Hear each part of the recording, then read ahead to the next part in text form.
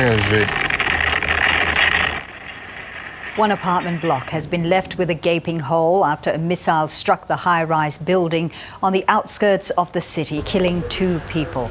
Across the country, the toll of the escalating war is rising. Close to 200 Ukrainians are now dead and more than 1,000 injured.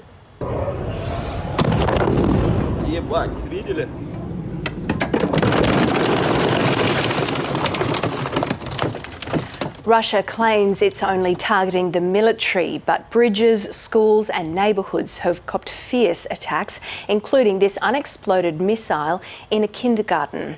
And there have been emotional scenes at the border too.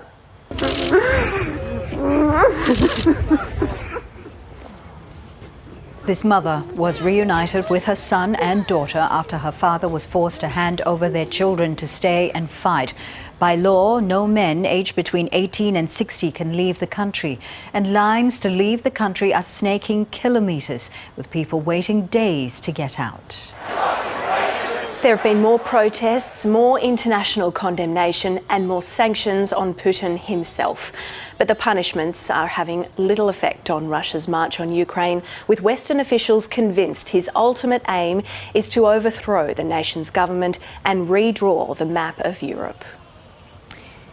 Let's now bring in our Europe correspondent Isabella Higgins, who is currently in the western city of Lviv. Isabella, just explain to us where exactly Lviv is. How far is it from the capital Kyiv, and what are you seeing on the ground now?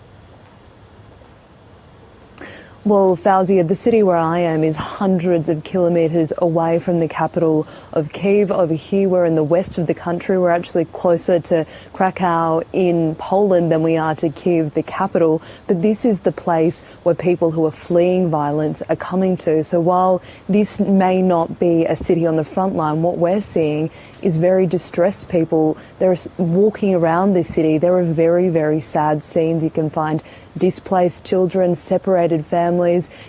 In this hotel that we're staying at are many people who have fled the violence.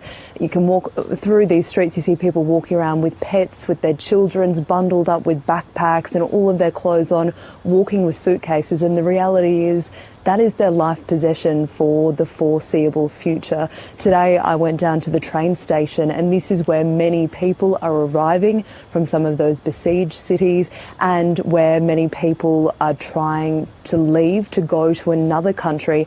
And when I was there, that's when I got a sense of just how many people have been displaced. There were thousands and thousands of people at this train station. There was a traffic jam. It is the busiest place in this city right now, is probably that train station.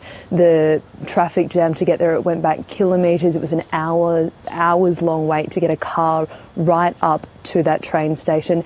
And there were devastating scenes. I had a 21-year-old woman look me in the eye and say, "I think I said goodbye to my boyfriend for the last time." I saw a father and son hugging each other with tears in their eyes, holding each other so tightly, gripping each other's shirts as if they didn't know when they might be able to see each other again. And that's because Ukrainian men of fighting age are not allowed to cross the border. They're not allowed to leave the country. Many of them don't want to. They want to stand and fight. But it means what we're seeing here in this city is the result. We are seeing the humanitarian crisis. We are seeing the real result on the lives of Ukrainians. Indeed, many emotional scenes are being played out right across the country at the moment, particularly in Lviv, as you say, at the border where people are fleeing the advancement of these Russian troops.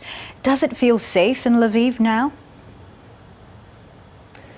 Fauzia, I would say it certainly feels safer than other parts of the country. For much of this invasion, people have always felt like this isn't the place that is going to be targeted. And as I said, it's where people are going to find a safe haven. But at the same time, today in this city, air raid sirens went off 6 times, and it triggers a real sense of panic in people. I saw one woman at this hotel where we're staying at. She had to lug her 3 children down 6 flights of stairs. You know, the earliest was at 6 a.m. in the morning. She was holding her child who was in his pajamas as he screamed from being woken up. And you could see the panic in her eyes. And that's because she has come from a city where air raid sirens went off and then explosions followed. So people feel safer here, but people are making the very difficult decision about whether this is a safe country at all, about whether this is a country that they want to live in. They're thinking about what this country might look like in the days, weeks ahead. And what's also really struck me in recent days is that many people are living day to day. They don't know where they will be tomorrow. They don't know where they'll be next week. They don't know where they'll be next month. They hold out hope that they will be able to go home. But in the back of their minds, that is their worst nightmare, that this is it and they won't ever be going home. Isabella, as the country contemplates its future, what about the capital, Kyiv? Another long night ahead? That's right. It's a very concerning situation in Kyiv for Ukrainians. That city is under curfew for more than 40 hours. The government has said that anyone who is out on the streets may be considered to be part of a Russian sabotage group. Residents are being told to stay inside unless they are part of the military resistance. Now, there has been fighting going on throughout the day to claim that city. UK intelligence suggests that Russian troops have moved about 20 kilometres. The bulk of the ground force has moved from 50 kilometres yesterday to 30 kilometres today. So they have made some ground. Some people feel that's moving slower than what they would expect, that the Ukrainian military has been able to hold them off. But this night we are expecting major attacks on that city. So it really feels like here on the ground people are watching what happens tonight. There is an anxious night ahead, and that perhaps these are the critical hours that lay ahead. Isabella Higgins there reporting for us from Lviv in Ukraine. Thank you.